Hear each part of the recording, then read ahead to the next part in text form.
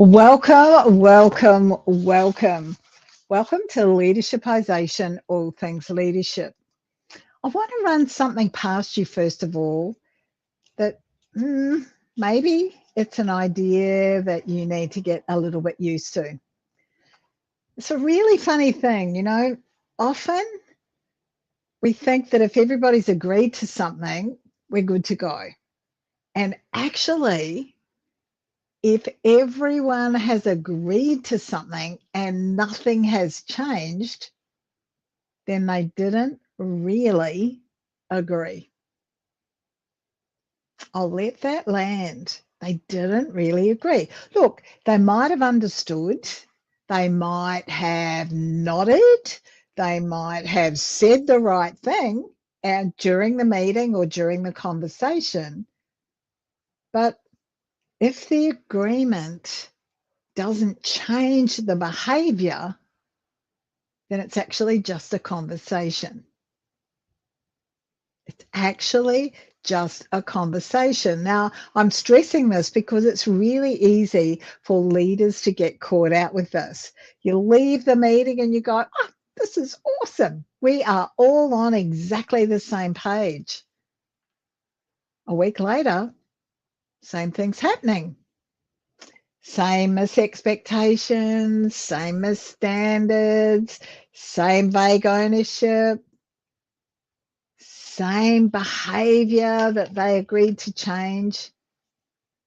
And you know what? This is not always a team motivation problem or a capability problem. Often it's a leadership implementation problem, which means it comes back to you because that change doesn't happen. It doesn't happen when people understand the expectation. The change happens when the expectation becomes visible, when it becomes behavioral, when the change or the behavior, the new behavior is implemented, and when there's actual follow through. Agreement, it's useful. It's useful when it becomes behavior. But until then, it's just a polite kind of moment, a nod of the head in a meeting, in a conversation, or in a room. My name is Beth Bergen. I'm a global leadership and communication coach. Join me as we explore this topic.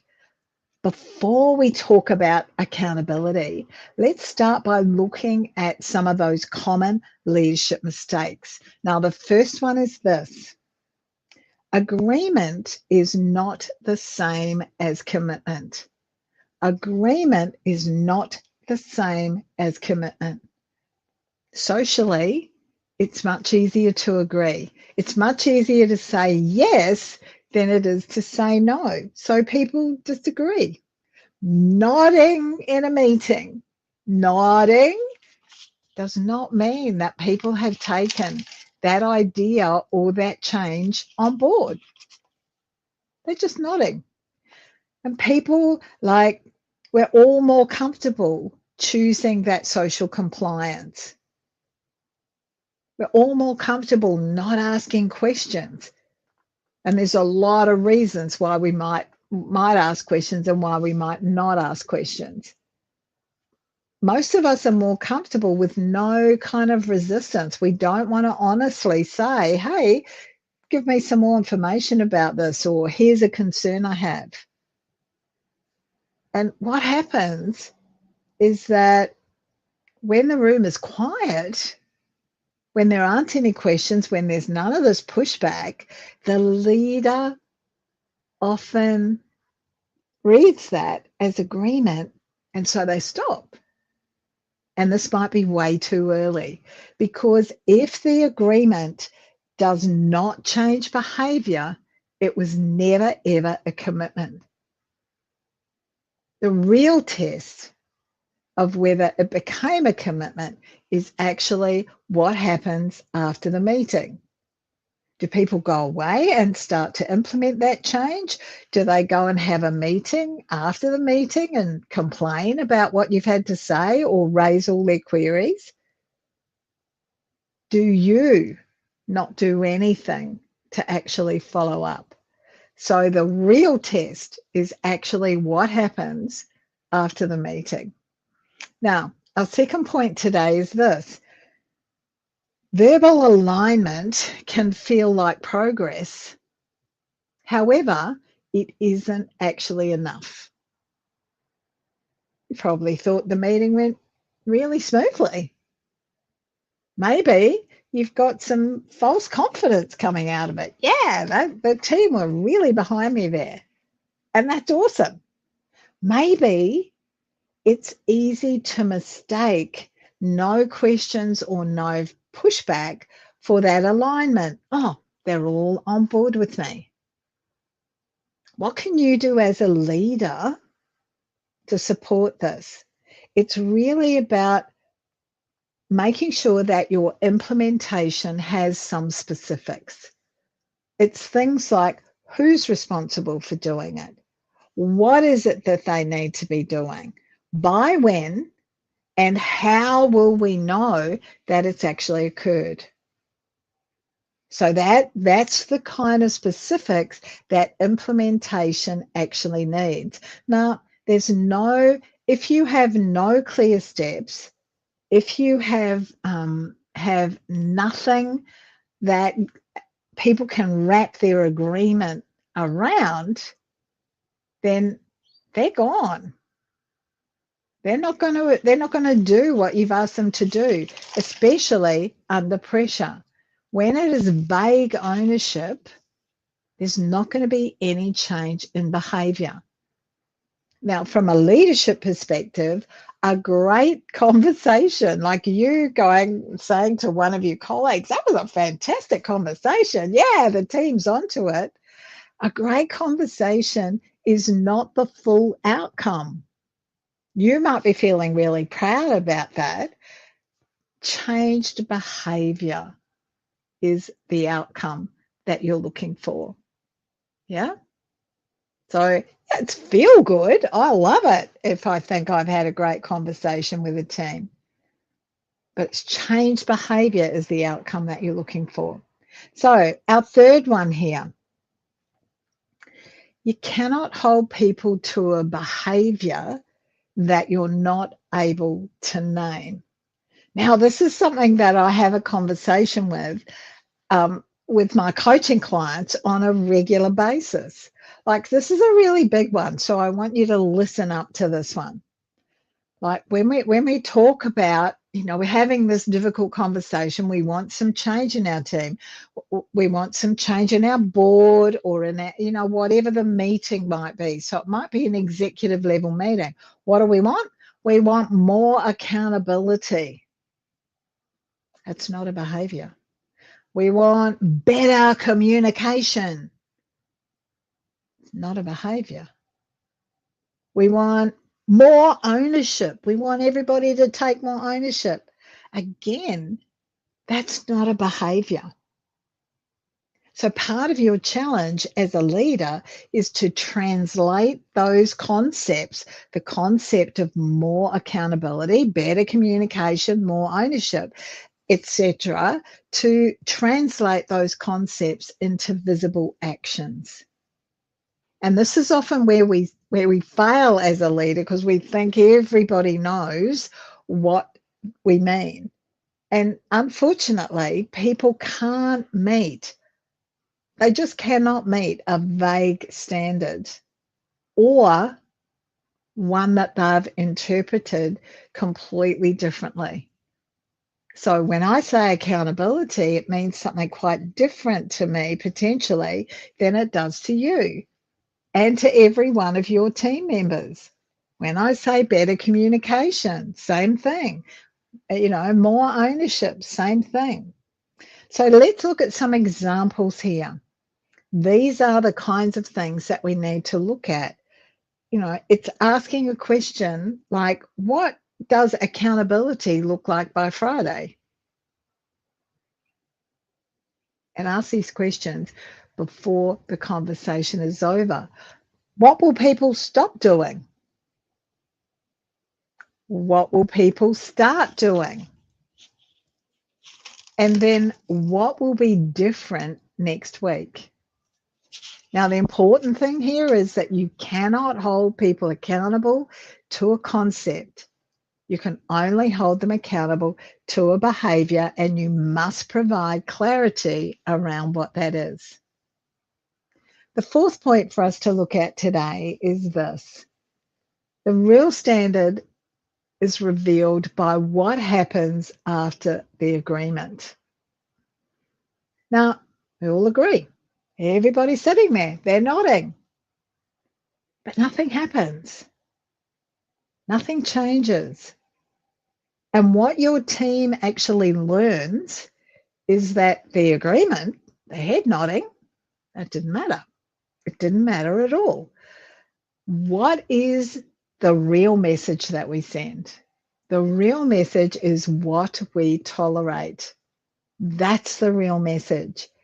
So by ignoring things, by having no consequences, we're actually repeating the behavior. We're reinforcing the behavior, which means that our team are more likely to repeat it because there are no consequences. So as a leader, what can be happening is that you're unintentionally training your team. It's okay. You didn't know maybe that that's what you were doing. So hopefully this conversation today gives you some insight into that. You need to follow through, because if you don't, this is where your credibility is either built or where it's lost. You don't want to be reinforcing there's no consequences. You don't want to be reinforcing you can nod at a meeting and then do nothing about it, and that's okay. So what underlines all of this is that the real standard is not what's said, it's actually what you allow. It's actually what you allow. It's a bit scary when you think about it, because often we're so busy as leaders doing all the things that we think are really important that we forget to put in place a process that allows us to hold people accountable. Number 5 is this one. Getting alignment, bringing your team on side, is always going to require attention, specificity on your part, or clarity on your part, and follow up. Getting that team on board will always require those things. Yes, it takes courage and it takes communication skills.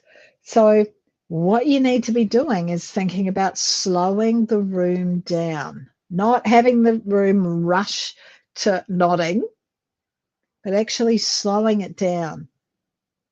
Many of us ask 2 questions. The first one, or we ask one of 2 questions. Does that make sense? We get lots of nods. Or the other one that we might say is, are we all good here? Neither of those questions are any good. You know why? They're way too weak. They're not specific enough. So what you need to be doing is asking more specific questions. What will visibly change? Who owns whatever the change is? And when is it going to be reviewed? So it could be as simple as, what will be different after this conversation? Ask that question. Who owns the first move, or who owns the next step? Ask that question. What will I see next week that tells me this has changed? They know if you're asking this question that you're going to follow up. Now, I know because I've felt this myself, and I also know with an awful lot of my clients They go, oh, things get a bit tense if I start asking those kind of questions, Bev. They only get tense if you allow them to get tense and out of control. But you know what? Some tension is really okay. Some tension is really okay. Tension doesn't mean that the conversation has gone wrong. It might actually be the first sign that the conversation is a useful one or the conversation is a necessary one. Yeah. Tension is okay because when there is no next visible behavior, when there is no next visible step, when there is no next visible follow-up, there's no real agreement yet.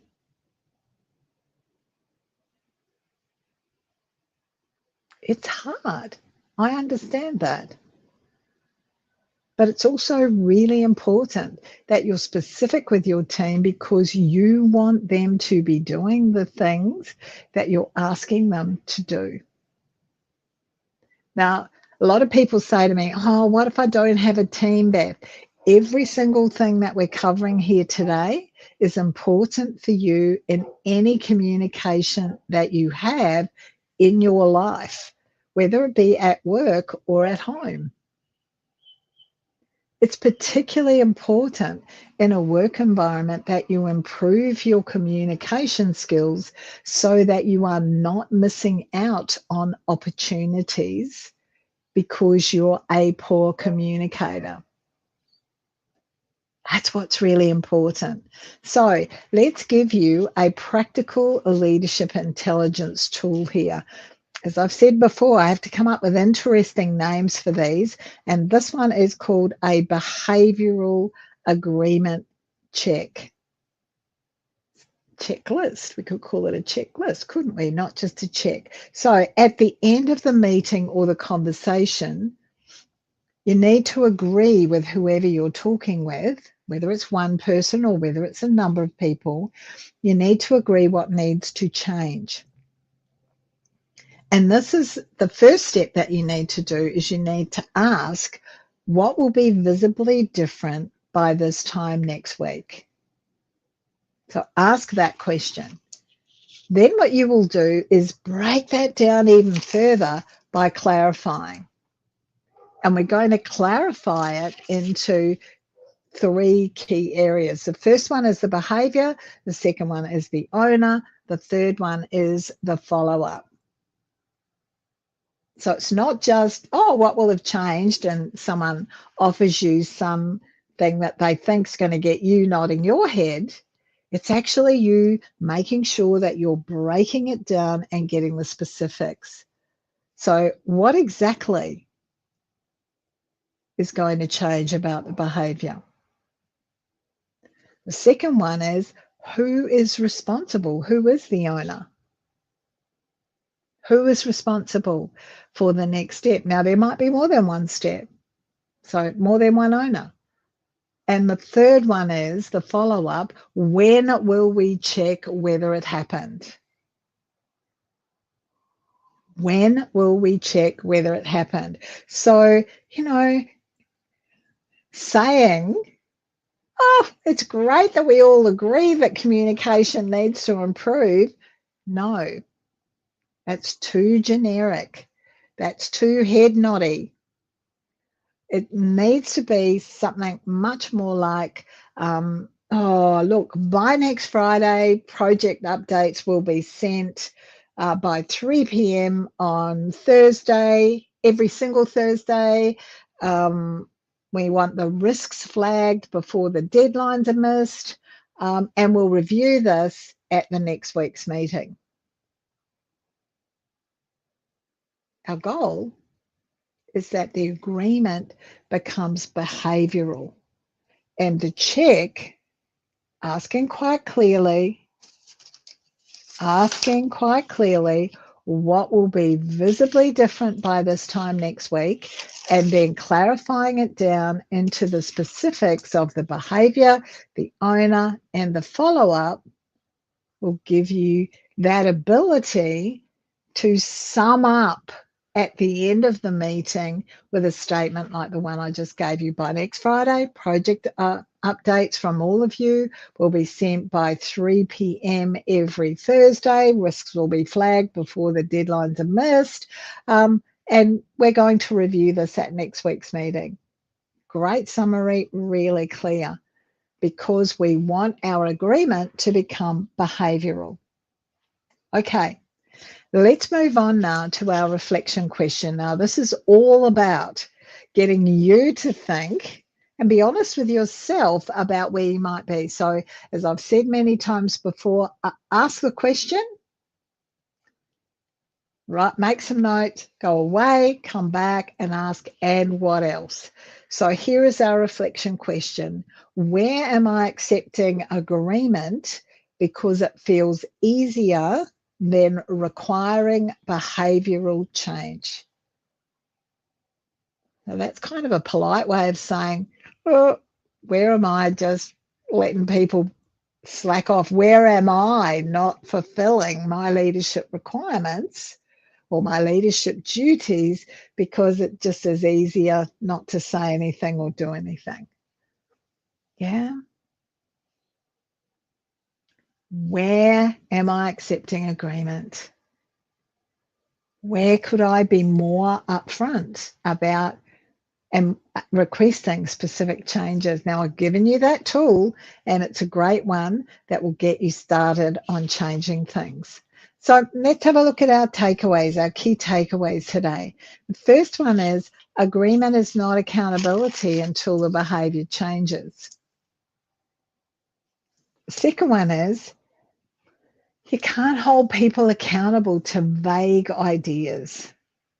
More accountability, better communication, more ownership.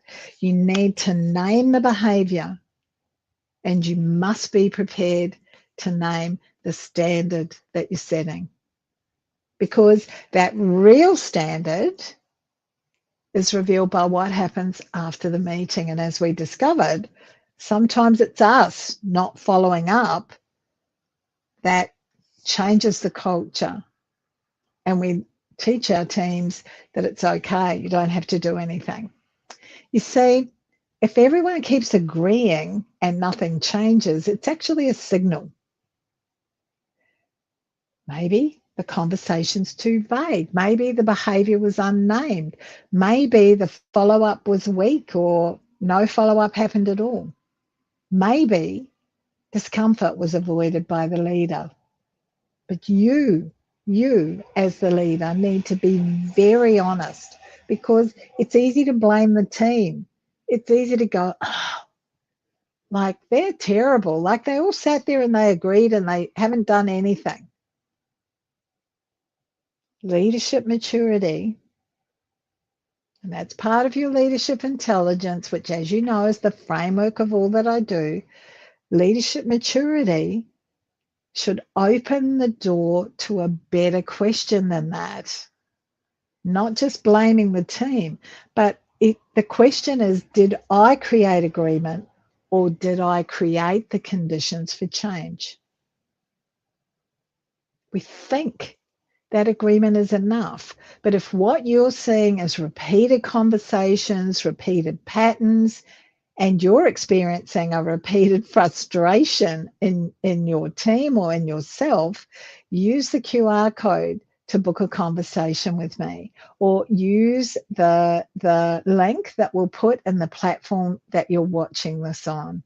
Like, it's not that people didn't understand necessarily. Maybe it's that your leadership needs to be stronger, because if everybody agrees and nothing changes, the conversation has never actually finished.